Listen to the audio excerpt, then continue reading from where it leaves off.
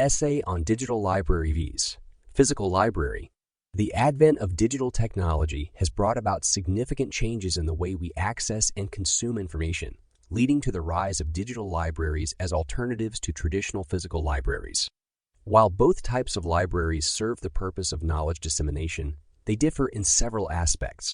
A physical library, also known as a brick-and-mortar library, consists of a physical space filled with shelves of books, periodicals, and other printed materials. It offers a tranquil environment for studying, research, and exploration. Physical libraries provide a sense of community, with librarians offering assistance and organizing events that promote learning and engagement. On the other hand, a digital library is a virtual platform that provides access to a vast collection of digital resources, including ebooks, journals, databases, and multimedia content. Digital libraries can be accessed remotely from any location with an internet connection.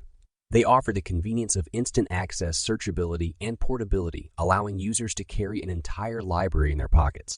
While physical libraries are cherished for their tangible experience, ambience, and human interaction, digital libraries offer advantages like 24/7 availability, global accessibility, and cost-effectiveness. They also overcome limitations of space and storage capacity faced by physical libraries. In conclusion, both physical and digital libraries have their own merits.